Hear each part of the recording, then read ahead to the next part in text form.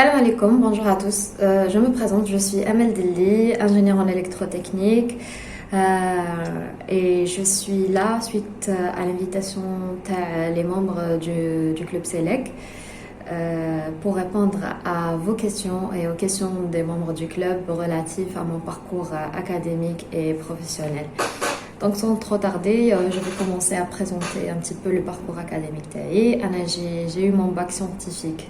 باك سيري سيونس في 2011 وبه لي التحقت بجامعة هواريب ديال العلوم والتكنولوجيا تخصص ST سيونس تكنولوجي. Après en licence تخصصت في deuxième année, juste après j'ai fait une spécialité électrotechnique. Ou troisième année, j'ai fait une licence en machine électrique, une licence en électrotechnique spécialité machine électrique. Le projet de fin d'études, le projet de licence, c'était une réalisation d'une éolienne domestique à axe horizontal.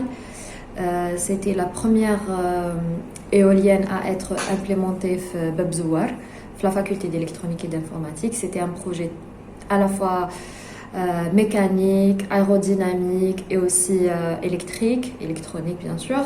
C'était un peu de tout, on a touché un peu de tout à la binôme TAI que je salue au passage, et c'était sous l'encadrement de monsieur Neitzer que je salue au passage aussi. Le projet a vraiment la pratique et le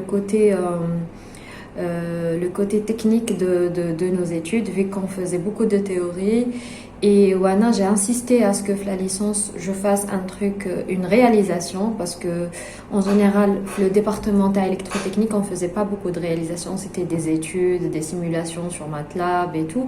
Donc je voulais faire une réalisation, même si c'était un petit peu difficile et dur par manque de moyens, par aussi l'aspect sécurité, parce que qui m'a fait le département à l'électronique, l'automatique et l'instrumentation, là c'était beaucoup plus des courants de l'ordre de 2 ampères, 3 ampères, des cartes électroniques à programmer et tout, de l'Arduino. C'était des trucs relativement pas simples mais gérables d'un point de vue complexité ou courant surtout. Là, le département électrotechnique, c'est du 220 volts, c'est à partir du 220 volts, on va dire, la haute tension. Les phénomènes qu'on étudiait, c'était des phénomènes de courant fort relativement, donc vous avez d'études. Mais Anna, j'ai choisi le projet parce que c'était une éolienne domestique et j'ai vu beaucoup de vidéos sur YouTube. Je suivais avant la troisième année tout ce qui concerne les énergies renouvelables, et j'étais très passionnée par l'énergie éolienne particulièrement. Et j'ai vu que, par exemple, à l'étranger, il y a beaucoup de personnes qui fabriquent des éoliennes domestiques, surtout dans les endroits où il y a du vent. Donc je me suis dit, pourquoi pas. Comme ça, j'apprendrai le fonctionnement les turbines, les génératrices de vent, les phénomènes aérodynamiques, le transfert de l'énergie, le vent, l'énergie électrique qui est généralement stockée dans des batteries ou là injectée dans le réseau. Donc toute cette chaîne Hadia, ça m'intéressait. Et j'ai pris le défi, j'ai pris le défi avec l'encadreur. Je lui ai dit qu'il faut que je fasse cette réalisation, sachant qu'il y avait déjà une étudiante avant moi qui a fait cette réalisation. L'éolienne, c'était son éolienne. L'éolienne, quand on a fini de la fabriquer, ou la binôme TAE, on l'a déposée dans les labos de la faculté d'électronique, à titre didactique pour les étudiants et tout. Donc ça, c'était vraiment le projet de licence qui m'a vraiment passionnée, ou qui nous a pris beaucoup de temps et beaucoup d'énergie, parfois au détriment de nos études et nos modules, mais ça valait le coup parce que c'était très très intéressant. Et de voir une réalisation, même si les résultats, c'était un prototype et les résultats ne sont pas optimales, mais the journey was worth it. Ça valait le coup de le faire. Pour le master, moi j'ai fait un master en génie des systèmes industriels et tertiaires, pour ceux qui le connaissent. Toujours un master département d'électrotech. J'ai cite, donc c'est un master, comment dire, très varié, dans lequel on fait de l'électrotechnique, on parle les machines et les transfos et le réseau, mais on touche aussi à beaucoup d'autres aspects. On a fait des modules sur les bâtiments intelligents, قرينا على l'instrumentation, قرينا على l'automatique, قرينا على l'informatique industrielle, على la maintenance. Donc c'était un module assez varié, la modélisation aussi assez variée. Et هذاك واش عجبني في la spécialité هذه تاع GSIT. Et pour le projet de fin d'études, c'était toujours autour des énergies éoliennes, vu que j'en suis passionnée depuis des années. Mais là, je ne pouvais pas faire une réalisation parce que je voulais vraiment étudier les phénomènes et la chaîne de distribution réelle d'une éolienne. Donc, c'était une étude sur le thème de mon PFE, c'était, si je me souviens bien, c'était modélisation et contrôle d'une chaîne de conversion d'énergie éolienne à base d'une MADA. Donc la MADA, c'est une machine asynchrone à double alimentation qui fonctionnait en mode génératrice dans ce cas-là, parce que c'était une éolienne. C'était un thème assez intéressant, encore une fois, parce que de plus près, je faisais de la modélisation, je faisais de la simulation sur MATLAB, de toute la chaîne de conversion et de l'énergie qui se transforme de l'aspect aérodynamique, mécanique, ensuite électrique ou électrotechnique au niveau de la machine. Et par la suite, la conversion, donc tout ce qui est convertisseur, tout ce qui est convertisseur de réseau, et l'injection dans le réseau. Donc c'était de l'électronique aussi, et de l'électronique de puissance. C'était un thème très intéressant, et j'ai vraiment aimé les machines asynchrones à double alimentation qui sont actuellement les machines leaders utilisées dans les turbines éoliennes. Et c'était un projet au monome. Donc j'avais pas de binôme. À ce moment-là, je voulais vraiment me concentrer avec le thème pour vraiment le cerner dans tous ses aspects. Voilà, ça c'était un petit peu le parcours académique TAI. Je passe à une autre question. Est-ce que l'USTHB était ton premier choix après le bac? Donc non, c'était pas le premier choix. Avec le moment en 2011, on avait une liste de choix, je sais pas, les orientations, tu as 10 choix. On avait droit à 10 choix les orientations. Et je me souviens, quand j'ai mis les choix, Bebzouar ne figurait pas dans la liste. Bebzouar ma درتهاش في بالي parce que قلت لكم j'ai pas eu des échos positifs عليها, pas dans le sens que c'était pas sérieux mais au contraire que c'était très dur, que c'était divergent, qu'il y avait de fortes chances à ce que ما نلقاش روحي فيها.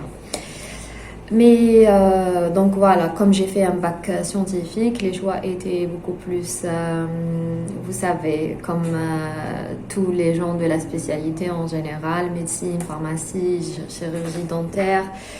Il y avait aussi les grandes écoles, bien évidemment. Mais après, on m'a pas accordé les choix.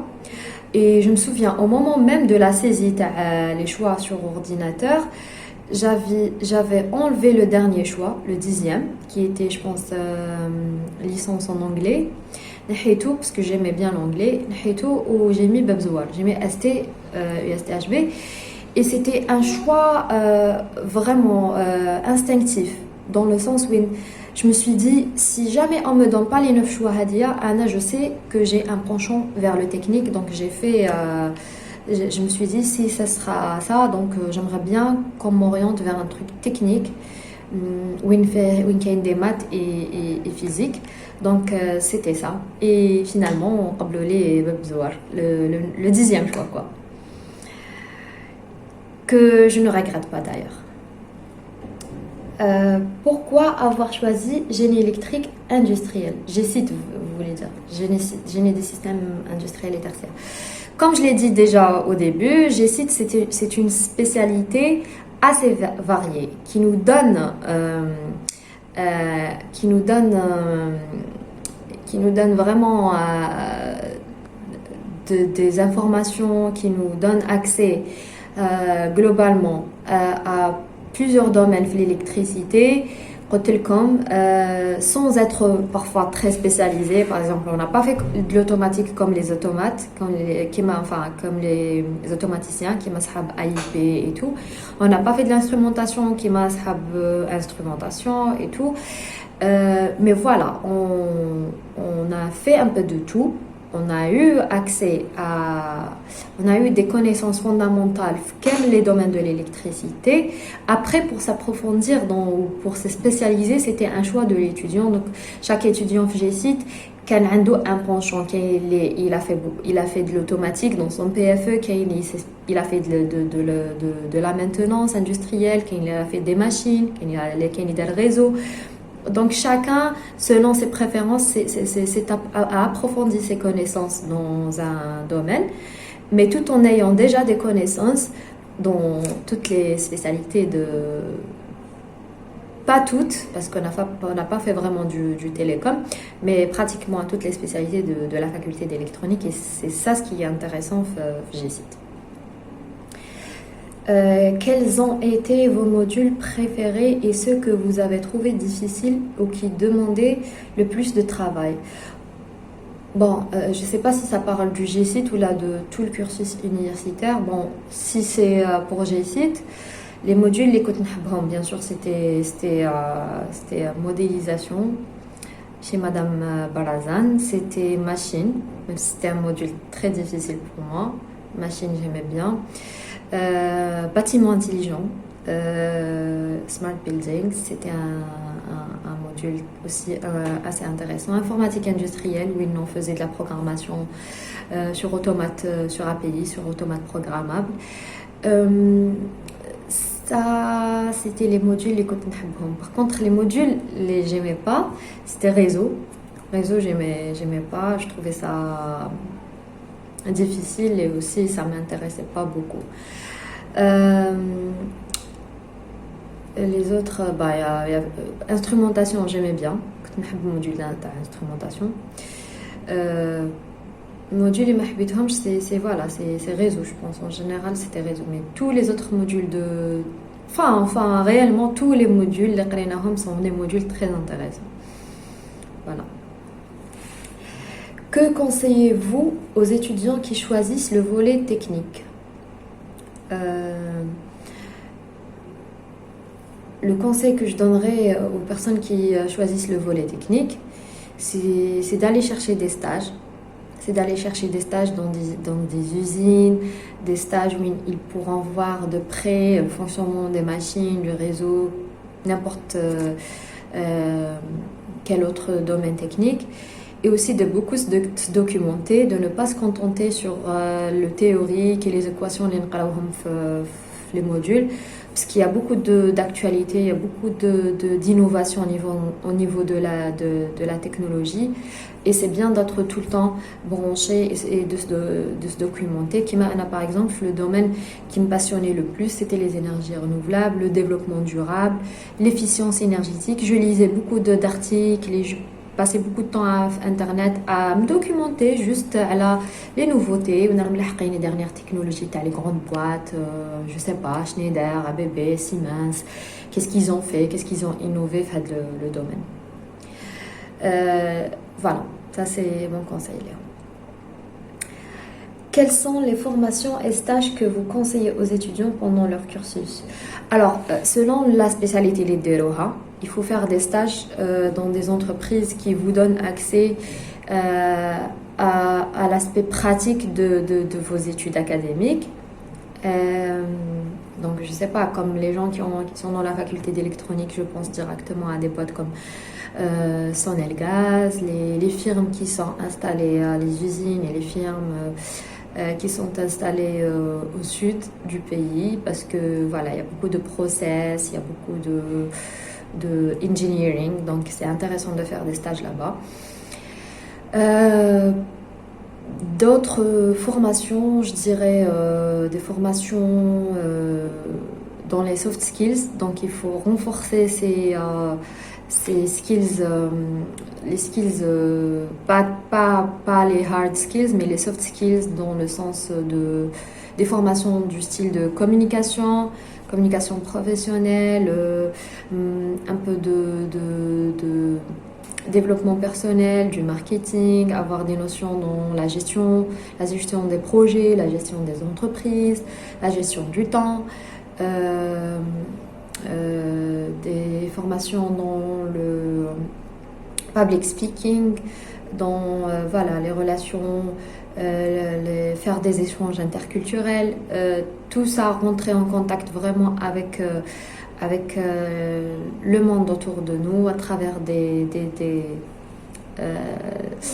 événements et des ateliers qui se déroulent un peu partout autour de nous, comme la Belle Conflit Club, comme Select, Project Initiative aussi. C'est par exemple, personnellement, c'était un club dans lequel j'ai passé beaucoup de temps et qui m'a forgé au niveau des soft skills. Je me suis vraiment formée et développé mes capacités individuelles. Et aussi les formations dans les centres de formation. Il y a des entreprises qui ont des centres de formation et qui proposent des formations, bien sûr payantes, pour les étudiants et pour les passionnés de ces domaines-là. Je pense à la boîte dans laquelle je travaille actuellement, donc Schneider Electric. On a un centre de formation au niveau de Tipaza qui propose des formations diverses, flux automatique, l'électricité, l'habilitation. Donc je propose et j'invite les étudiants à se rapprocher de notre centre de formation pour voir s'ils sont intéressés. Ça peut qu'être bénéfique pour vous et pour votre prochain cursus professionnel, Inch'Allah. Je passe à la partie de travail. Donc il y a 3 parties. Donc c'est partie académique, parcours académique, travail et les questions relatives au club Select. Alors pour le parcours professionnel, moi j'ai entamé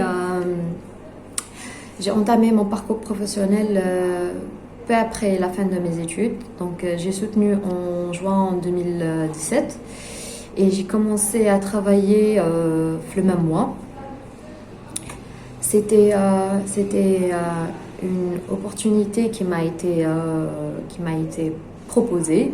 J'ai été recommandée pour un poste vu que j'avais déjà travaillé à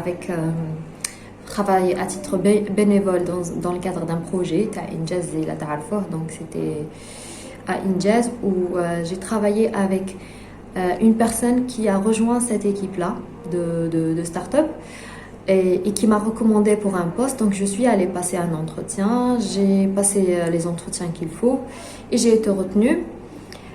Pour moi, c'était un début auquel j'ai pas pensé, auquel j'ai pas vraiment réfléchi. C'était peu après la soutenance. Je pense une semaine après la soutenance, j'ai commencé à travailler, je passais l'entretien, mais voilà, par la suite, j'ai découvert que c'était une excellente opportunité. Je faisais partie de l'équipe fondatrice de la grande start-up Yassir, qui actuellement fait le buzz en Algérie et même ailleurs, en Tunisie aussi. Et donc, j'ai fait partie de l'équipe qui a fait démarrer Yassir au début. On m'a donné cette chance, j'ai travaillé autant que le poste série, c'était au début, on a fait du commercial, de l'acquisition des clients et des partenaires. J'ai été dans ce poste pendant environ 7 ou 8 mois. Ensuite, j'ai quitté Yassir parce que voilà, À ce stade-là, j'avais vraiment appris tout ce tout ce qu'il me fallait dans le monde des startups et dans le monde professionnel, on va dire. Et dans le poste dans lequel j'ai évolué, je voyais pas vraiment une suite qui est en cohérence avec mon parcours académique. Donc, je suis allée chercher d'autres opportunités. Et c'était la deuxième opportunité, c'était après quelques mois de chômage, dans quelques temps. Euh, C'était l'entreprise d'appui au développement du numérique, une entreprise étatique, mais qui est dans l'innovation technologique, qui font les projets qui prennent en charge les projets de grandes infrastructures IT et de développement des solutions informatiques et logicielles pour le gouvernement et pour les institutions étatiques en général. Donc, j'ai été recrutée en tant qu'assistante du directeur technique. Donc, c'était très intéressant aussi l'expérience de l'entreprise étatique qui a changé ma vision de voir l'entreprise étatique algérienne. J'imaginais pas que ça pouvait être aussi dynamique, aussi innovante que EADN. Donc, voilà, c'était une excellente opportunité aussi et dans laquelle j'ai pas raté l'occasion pour apprendre tout ce que je pouvais apprendre, pour évoluer aussi, pour travailler sur mes compétences et mes skills. Euh, voilà, c'était à EADN. Ensuite, bah, je me suis dit que, voilà, encore une fois, c'est vrai que là, je suis plus dans un milieu technique, mais il faut que je fasse plus d'efforts pour me rapprocher encore plus de mon domaine d'études parce que ça m'a passionnée. Mais pour moi, c'était pas لازم نخدم برك juste باش نخدم.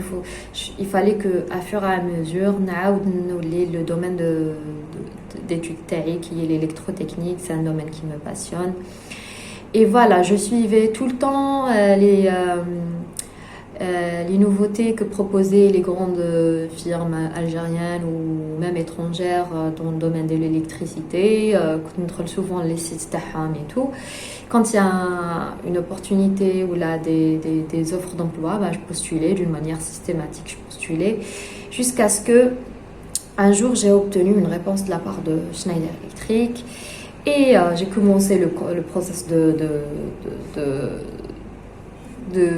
recrutement. Donc j'ai passé plusieurs entretiens, l'entretien téléphonique, des entretiens physiques, des entretiens téléphoniques. Voilà, c'était tout un process assez compliqué. Mais alhamdoulilah, qui a abouti à ce qu'aujourd'hui je sois embauchée par Schneider Electric Algérie en tant qu'ingénieur commercial. Ça, c'est brièvement mon parcours professionnel. Quelles sont les choses que vous nous conseillez d'éviter pendant un entretien d'embauche? Dans un entretien d'embauche, il faut toujours être soi-même. Ça, c'est la règle d'or, c'est la règle numéro 1. N'essayez pas d'être une autre personne que vous-même parce qu'on le remarquera et on le saura. Si on vous recrute, on va vous recruter pour ce que vous êtes. Faut certes montrer votre motivation, votre détermination, votre enthousiasme. Il faut qu'il baisse pendant l'entretien. Ça, c'est sûr. Mais il ne faut pas essayer de répondre à certaines exigences pour être dans Zama, par exemple, si vous connaissez un profil qui can يخدم في هذاك le poste et vous, par exemple, vous voulez le succéder, n'essayez pas de vous comporter comme la personne pour obtenir le job. Donc, je vais essayer de donner l'impression que je suis exactement comme lui. Non, parce que chaque personne est différente et chaque personne peut apporter avec sa propre manière au poste qu'on vous offre. Donc, il faut vous battre pendant l'entretien. C'est une bataille. Il faut vraiment que vous armez de plein d'arguments et de plein de motivations. Il faut que tu sois motivé pour le poste. Par exemple, moi, pour Schneider, j'étais plus que motivée. C'était une boîte que je suivais depuis des années. Même quand j'étais étudiante, كنت نقرا toujours. Donc c'est pour ça quand on m'a posé des questions par rapport à ce que vous connaissez sur Schneider ou leur technologie ou qu'est-ce que leur nouveauté, j'avais pas de difficulté à répondre parce que je suivais ça pendant. Et même si vous ne suiviez pas ça, les entreprises pendant des années, il suffit de jeter un coup d'œil sur leur site internet, de voir leurs partenaires, les projets qu'ils ont fait, avec qui ils travaillent, qu'est-ce qu'ils ont fait. Voilà. C'est ça en général les conseils que je vous donne. Il faut travailler sur son langage corporel, sur sa communication professionnelle, bien sûr. Une autre question, alors quelles sont les qualités que nous devons avoir pour réussir dans le travail? Intégrité, déjà, avant tout, il faut être une personne honnête et intègre. Voilà, d'accord. Donc quand on est débutant, quand on sort des universités, on n'est pas, on n'est pas, on connaît pas vraiment le monde professionnel. Donc معليش, si on n'est pas assez compétent, si on n'a pas beaucoup de connaissances, si on n'a pas beaucoup d'expérience, et c'est tout à fait normal, il faut l'assumer. Il faut dire quand on ne connaît pas comment faire telle ou telle chose. Il faut essayer d'être à l'écoute et d'apprendre le maximum, mais de rester honnête et de rester intègre parce que l'employeur, il voit ça en vous. Il n'attend pas que d'une personne junior ou d'une personne fraîchement diplômée. On n'attend pas généralement de ce profil d'être vraiment excellent ou d'être compétent parce que ça vient avec le temps. Mais on attend de vous que vous soyez une personne honnête, une personne à qui on peut faire confiance, une personne intègre et une personne qui est prête à évoluer et à travailler et à apprendre. Donc il faut vous mettre dans cet état d'esprit et voilà, c'est tout. Une autre question, toutes les entreprises veulent employer des personnes avec de l'expérience alors que nous sommes fraîchement diplômés. Alors comment trouver un job sans expérience?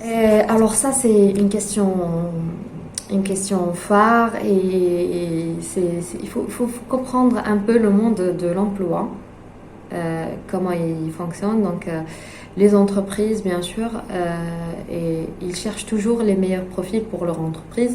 C'est clair, pour avoir les meilleurs produits, les meilleurs services, et voilà, pour être compétitif dans le marché. Tout comme les clubs de football, par exemple, ils cherchent toujours les meilleurs joueurs dans leurs équipes. C'est tout à fait normal. Tout le monde cherche les meilleurs profils. Il y a cette compétitivité, mais il y a aussi les employés ou les talents qui sont aussi, eux, dans la recherche des meilleures entreprises. Donc, voilà, il y a ce marché d'emploi qui est basé sur cette compétitivité et sur l'offre et la demande. Donc, chaque entreprise et chaque employé et chaque employeur, il va essayer de se positionner dans le marché.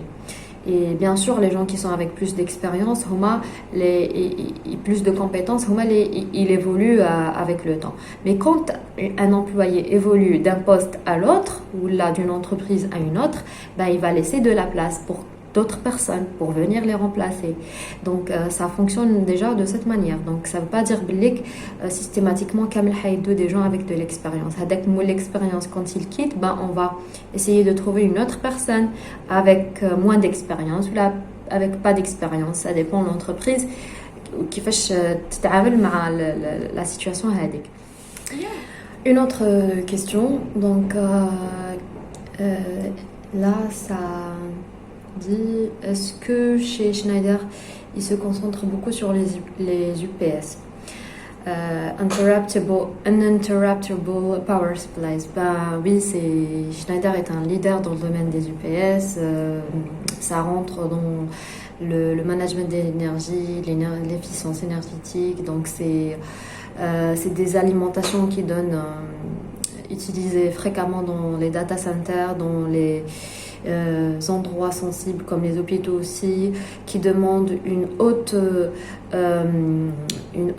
disponibilité et qui, dans les endroits où il n'y a pas de tolérance de coupure de l'électricité, donc très très très souvent utilisé dans les data centers pour assurer la fiabilité aussi. La particularité avec les UPS de Schneider Electric, c'est que ça n'assure pas justement que la disponibilité ou la availabilité, mais ça assure aussi la gestion d'énergie. Donc l'énergie, elle est non seulement disponible, mais elle est gérée d'une manière très efficiente. Une autre question, quelles sont les meilleures astuces pour décrocher des postes, surtout chez Schneider? Je ne sais pas si j'ai répondu à une question similaire à celle-ci. Les astuces, déjà, il faut travailler sur soi bien avant de postuler.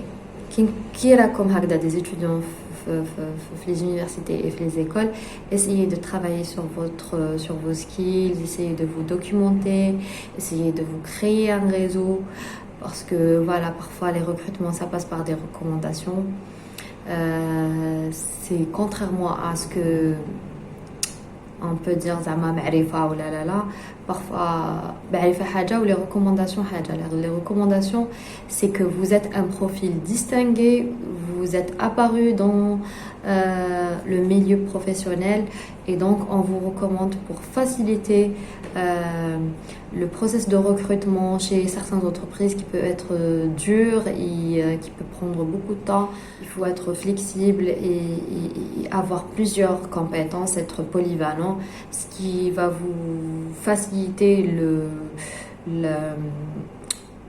l'entretien ou يحخلي comme facilement تدو هذاك le poste. Ça c'est mes conseils à moi, et j'espère qu'ils pourront vous aider. Entre les entreprises nationales et multinationales, que préférez-vous? Moi, j'ai eu les deux expériences. Hadia Schneider Electric, c'est une multinationale, et avant ça, j'étais dans une entreprise nationale. Mais côté comme l'entreprise nationale dans laquelle j'ai bossé, c'était différent sur l'image qu'on me donnait sur l'entreprise nationale, d'une manière générale. Le EADN, c'était une très très bonne entreprise étatique. Certes, c'était une entreprise étatique, donc je sais pas. Le côté de l'évolution vers d'autres secteurs ou vers d'autres, je sais pas moi, les opportunités qu'on peut trouver dans une multinationale n'étaient pas dans l'entreprise Hadia nationale, mais ils faisaient vraiment des efforts d'un point de vue innovation, flexibilité, les méthodes de travail. On utilisait des méthodes de travail agiles et comme dans les startups et comme dans aussi certaines multinationales. Donc il y avait de la flexibilité, il y avait de la compétitivité interne, il y avait beaucoup de choses similaires aux multinationales. Bon, les prestations salariales et tout ça, c'est différent d'une multinationale, mais c'était assez... l'offre ADN était assez tentante, parce que voilà, il y avait la stabilité, il y avait beaucoup d'avantages de l'autre côté. Et la multinationale, il faut être vraiment motivé, il faut avoir du temps et de l'énergie. Beaucoup de temps et beaucoup d'énergie, parce que ça on demande, mais ça vaut le coup, parce que vous allez beaucoup apprendre. C'est un monde où il y a beaucoup d'opportunités, il y a de la chance de l'évolution. On apprend beaucoup, on apprend vraiment beaucoup. Il y a des outils de travail, on vous assiste, il y a des plateformes qui nous facilitent à mieux gérer notre travail, à apprendre, des plateformes de e-learning, des plateformes de management, vraiment on ressent qu'il y a tout un environnement favorable au travail et à la productivité, à la compétitivité sur le marché. Donc entre les deux, c'est difficile de choisir. Franchement, c'est difficile de choisir, mais je dirais, vu que le poste actuel TAI, que je savoure, je dirais les multinationales, c'est une expérience. C'est une expérience à faire pour les gens. Et voilà. Une autre question, vu votre expérience chez Yassir, comment est le travail dans une start-up? Il est formidable. Alors, l'expérience, on va dire, la plus cool, c'est de travailler dans une start-up. Et j'ai eu cette chance. Et Yassir, c'était une start-up exemplaire et dans laquelle j'ai passé près d'une année extraordinaire. J'ai évolué au même rythme que l'évolution d'une start-up au niveau personnel et professionnel. Ça m'a beaucoup forgé et on a appris que dans une start-up, s'il y a haja on apprend, c'est qu'une personne jeune et non expérimentée peut faire beaucoup, peut apporter à la boîte. Parce que voilà, on est un groupe restreint, on est tous open-minded, on peut apprendre de tout le monde apprend de tout le monde peut proposer, peut apporter à l'entreprise. Il y a cette ouverture d'esprit qui permet à chaque employé d'apporter sa pierre à l'édifice. Il n'y a pas le respect catégorique les postes et les fiches de poste et les responsabilités. Certes, chacun en avait ses responsabilités, mais dans une start-up, c'est vraiment un esprit rapproché de collègues et voilà, c'est laisser libérer son innovation et donner de son mieux pour la boîte. C'est ce qu'on a fait. Pourquoi ne pas avoir fait de doctorat et aller directement vers le travail? Parce que j'ai toujours été orientée travail et business, qui compte Babzouar, qui compte étudiante déjà. J'avais pas trop la tête à ça, j'avais pas trop la tête aux études. Engagée dans des clubs et des associations, je faisais beaucoup d'événements, beaucoup d'expériences, de petites expériences entrepreneuriales. En ce moment, vous êtes plus dans le côté commercial, ça ne vous dérange pas de ne pas exercer dans votre domaine, sinon comment avez-vous appris? C'est vrai que je suis dans le commercial, mais par rapport aux autres expériences, aux expériences précédentes, le monde du travail, ça c'est le job le plus proche de mon domaine d'études. Certes, je fais du commercial, mais je vends des produits. Je vends des armoires, je vends des interrupteurs, des disjoncteurs, des commutateurs, voilà, donc c'est des équipements dont je connais le principe de fonctionnement, les fiches techniques, je suis à l'aise معاهم. Donc je vends plus ou moins. Donc c'est pas que du commercial, c'est du technico-commercial en quelque sorte. Mais ça reste pas vraiment ce que je dirais. Oui, je suis d'accord, mais ça ne me dérange pas. Ça ne me dérange pas et j'ai pu développer le petit aspect commercial FIA, comme toujours. Avant le travail, donc en tant qu'étudiante, et même après le travail, j'ai toujours ciblé que les techniques de vente et la vente, c'est un skill très très très très intéressant et très demandé en Algérie. Donc il faut savoir vendre, et en Algérie principalement on fait plus de la vente que du manufacturing, que de la fabrication et que de l'engineering. Malheureusement, on ne fait pas beaucoup d'engineering, mais ça reste intéressant aussi parce que c'est un domaine non négligeable et qui fait partie de la plupart de de l'économie du pays. L'économie du pays, elle est basée plus sur de la vente, donc on s'oriente, comme il faut être à l'écoute du marché et s'orienter vers des postes qui sont plus susceptibles à être disponibles que de faire de l'engineering ou de la recherche, alors qu'on sait que même s'il y en a, mais pas assez, pas suffisamment pour tout le monde et pour tous les profils. La dernière question pour le parcours professionnel. Quel est l'état de l'industrie en Algérie? Y a-t-il d'autres opportunités que la maintenance?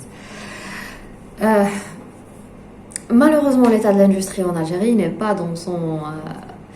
euh, bon, l'industrie, bon, si vous me dites l'industrie pharmaceutique, l'industrie agroalimentaire, je dirais oui, mais l'industrie électrotechnique, électrique, automatique, mécanique et tout ça... il y a pas vraiment beaucoup malheureusement, beaucoup d'entreprises qui prennent, euh, qui prennent l'initiative et font de l'industrie au sens propre du mot. Donc, les gens qui sont dans l'industrie, c'est vrai qu'ils sont orientés beaucoup plus vers la maintenance industrielle. C'est vrai que c'est bien et tout, mais le manufacturing, c'est-à-dire la fabrication, هذه اللي راهي خاصنا. Je sais pas, avec les nouvelles politiques ou là peut-être qu'il y aura une stratégie pas juste sur papier, mais une stratégie qui verra le jour et il y aura une volonté politique et économique pour le faire. On a fini avec les questions pro. Maintenant, on passe à la partie du club Select. Première question, en quelle année avez-vous rejoint le club Select et comment cela s'est-il passé? Alors moi, j'ai été au club Select en deuxième année. Donc, j'ai trouvé le club et j'ai trouvé le président de club Ultima. J'ai vu que voilà, chaque étudiant était dans un coin haka à faire Kaini Kani soudé une maquette, Kaini Kani programmé sur Arduino, Kaini Lider. Chacun faisait une petite réalisation. C'était un petit peu le labo des geeks. C'était passionnant. Wanaya, déjà, je me documentais sur les énergies éoliennes. Même avant de faire le projet même avant d'être en troisième année licence, en deuxième année, que déjà, et j'ai vu que c'était très intéressant, je connais le club Select, où j'ai commencé à discuter avec le président du club, quand je veux adhérer au club. Bon, les inscriptions sont fermées. Alors, comment faire pour adhérer alors que, sachant que je suis vraiment intéressée, allez, vous me faites un petit exposé sur, sachant que le président du club, c'était un étudiant en fin de cycle, je pense. Allez, dérouler un exposé sur Nikola Tesla. Allez, تعرفي Tesla, قلت له oui, bien sûr la bobine de Tesla et tout ça, le courant alternatif. Mais j'avais pas beaucoup d'informations sur Tesla. Allez, dérouler l'exposé sur Tesla, alors قلت له ok. Bon, j'ai commencé à faire des recherches sur Nikola Tesla, qui c'est, je connais Hada, Ouchtar et tout. Après, je me suis mise à lire sa biographie, les recherches les darham, sa vie et tout ça. Je me suis même approfondie, قريت كتاب اللي يهضر عليه على la personne تاعو. Et j'étais impressionnée par le travail de Nikola Tesla, souvent sous-estimé malheureusement. Et je sais pas, tellement j'étais éblouie par ce monsieur, j'ai fini par non pas faire un exposé à la Tesla, mais j'ai fait un poster. Un gros poster sur Nikola Tesla que l'Égypto, le président du club, me fait boire. Un poster, je sais pas, de 2 mètres sur 1 mètre, un gros poster. Allez, tout ça pour oui, voilà, si ça prouve quelque chose, ça prouve que Anaya, l'insan vraiment tarfiya, où il a changé ma manière de voir l'électrotechnique, ma manière de voir la science d'une manière générale et ma manière de voir les machines, le flux magnétique, les transfos, le courant alternatif. Il a même apporté au domaine de l'informatique. Donc c'était une sorte d'hommage que j'ai que j'ai rendu à Nikola Tesla, un poster, je pense jusqu'à aujourd'hui, à le club Select, signé Amel Delli. Et Voilà, c'était هذاك العام اللي j'ai rejoint le club Select. Une autre question, vous souvenez-vous de votre premier jour? Bah oui, je viens de vous raconter l'histoire de Nikola Tesla مع le président. هذاك الوقت c'était Samir. C'était un certain Samir اللي يعرفوه les anciens. Qu'est-ce que vous avez principalement écrit au club et comment cela vous a-t-il aidé dans la vie professionnelle? Je pense que j'ai répondu aussi à cette question. Le projet sur Tesla, toujours le club Select, il m'a changé et il a changé la façon avec laquelle je voyais la science d'une manière générale et même la façon avec laquelle je voyais le monde. Nikola Tesla fait partie des personnes les plus influentes dans ma vie et c'est grâce à ce petit projet, les dertos de recherche, bien sûr, les dertos au niveau du club et grâce au club Select.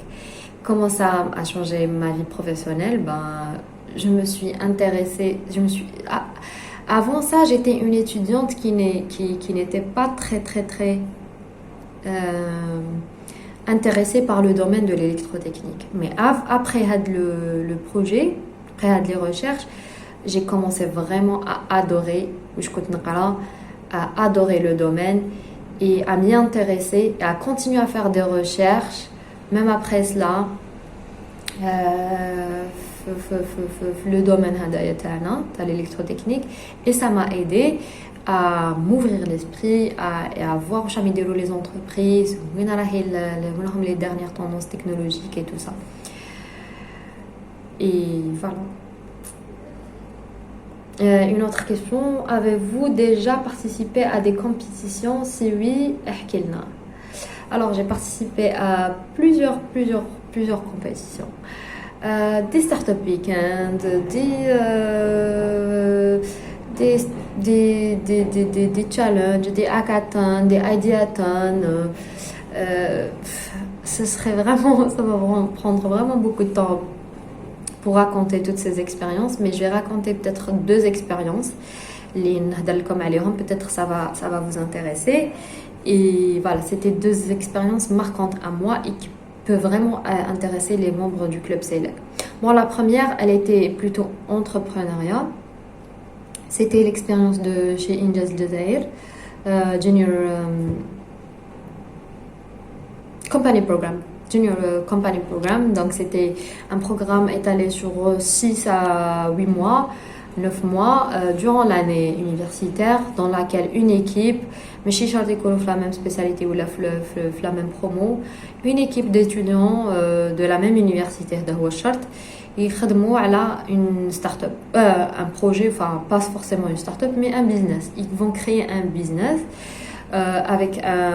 autour d'une thématique. Il doit y avoir une valeur ajoutée, il doit y avoir de l'innovation, il doit y avoir de la scalabilité. Donc avec le business, il peut évoluer avec le temps.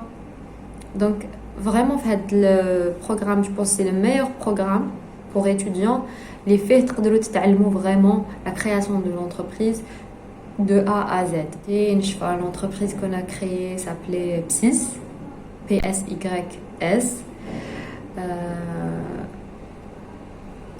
Ok, et le produit Tana, c'était Itran, c'était une table électromécanique qui facilite à l'enfant ou aux personnes à handicap à apprendre à écrire. Une autre expérience comme aussi, c'était Go Green in the City, une compétition qui se tient toujours. Au début, ça s'appelait Go Green in the City et aujourd'hui, ça s'appelle Go Green. C'est une compétition Schneider lancée par l'entreprise à travers le monde, où des étudiants partout dans le monde forment des binômes ou des équipes où ils présentent un prototype ou une idée de projet assez innovante qui rentre dans le cadre du green, de tout ce qui est énergie verte et technologie verte. Une autre question, l'avant-dernière, quel est votre meilleur souvenir Select? Alors, le meilleur souvenir sur Selek, c'était lors des expositions. Les expositions qu'on faisait l'anniversaire de Bab Zouar ou là même dans d'autres occasions, des événements yardona lehom, où on a les projets, les réalisations du club. Et parmi ces réalisations, il y avait l'éolienne qu'on a fabriquée, l'éolienne domestique Hadik. Et de présenter l'éolienne taille au nom du club et au nom de Bab Zouar devant des étudiants, ça me rendait tellement fière de voir les gens venir poser des questions sur l'éolienne, comment vous avez pu faire ça, est-ce que c'est vous qui l'avez faite, est-ce que c'est algérien, est-ce que ça prouvait en quelque sorte que l'étudiant algérien il est capable de faire des choses même si on n'a pas accès à beaucoup de moyens, mais avec rien du tout, en voyant juste en se documentant, en voyant des vidéos de DIY et tout, on peut apprendre et on peut montrer. Même parfois quand j'étais pas présente, quand juste le projet était présent. Donc voilà, je garde que de bons souvenirs du club. Une autre question, et enfin, que conseillez-vous à la future génération d'ingénieurs? Futur ingénieur, prenez vraiment plaisir à ce que vous faites. Ou le domaine tous les domaines, toutes les spécialités, je dis bien toutes les spécialités, tous les domaines sont super intéressants et sont super passionnant. Donc, القاو هاد la passion ou même si زعما il y a un module ou deux اللي ما تحبوش وكرهتوه, il y a pas de mal, même si parfois on est démotivé mais on ne trouve pas l'énergie باش نقراو, même s'il y a des gens qui nous disent بلي ça sert à rien, ingénieur في بلادنا ما دير والو منا, il faut pas succomber, il faut toujours se dire qu'on a une très très bonne formation. Documentez-vous, ouvrez-vous l'esprit, travaillez sur vous-même, travaillez sur vos skills, ouvrez-vous au monde, autour de vous, participez, côtoyez les gens, côtoyez le monde professionnel, côtoyez les conférences, les compétitions, les hackathons, créez. Il a des événements de ce style et voilà, comme ça même si vous ne réussirez pas ici en Algérie ou à l'étranger et vous réussirez aussi, donc هذا هو le conseil تاعي لكم. Et il n'y a pas que le technique, il y a tout d'autres aspects, d'autres skills les لازم تخدموا عليهم autour. Ça suffit pas de dire ouais Anaya j'ai eu telle note, j'étais major de promo, Anna avec le module j'ai majoré ou Anna avec le module j'ai eu voilà, j'ai cartonné ou là. Non, ça se passe pas comme ça dans le monde professionnel. Dans le monde professionnel, il faut des compétences professionnelles, il faut des compétences managériales, il faut avoir beaucoup de qualités et il est travaillé, il est forgé à comme ça on sera à la hauteur et on va aussi hisser le niveau de l'ingénieur algérien. Voilà, donc j'ai fini avec les questions. Je vous remercie de m'avoir donné la chance de parler sur moi et sur mon parcours aussi simple et aussi modeste qu'il soit. Inch'Allah, je vous souhaite de même, je vous souhaite de meilleurs parcours et Inch'Allah كامل تنجحوا. Et si vous comme si vous tracez votre chemin et vous le suivez et vous êtes toujours positif et vous avez l'esprit ouvert, vous allez réussir. Parce que le paradis, il faut se créer. Si tu n'arrives pas à trouver le paradis n'importe où, tu ne vas pas le trouver ailleurs, à l'étranger. Si tu n'arrives pas à... C'est vrai qu'à l'étranger, peut-être il y a plus d'opportunités qu'ici, mais it's the mindset, c'est l'état d'esprit. t'as la personne qui vous permet de soit réussir ou malheureusement échouer. Donc restez toujours dans ce mindset positif, dans ce mindset toujours productif et solution oriented. Soyez solution oriented et ne soyez pas baf, barrière, problème, pas de solution. Voilà, je vous remercie. Talaf le club Selek. Je suis très fière de ce que ce club a pu accomplir les dernières années et aussi les autres clubs du Babzouar, Klondai au club PI et à tous les autres clubs. J'étais étudiante, j'ai vu, je pense qu'on a fait partie de la génération qui a vraiment fait le boom Hadek. Et il y a eu des promotions après Molana qui ont suivi, ça peut que nous faire plaisir. Continuez à évoluer, à faire évoluer l'esprit de l'étudiant algérien. Inch'Allah, ça peut que être bénéfique à vous et l'bilad ou l'ibad, Inch'Allah. Et au plaisir de vous revoir. Salam alaikum wa rahmatullah. Au revoir.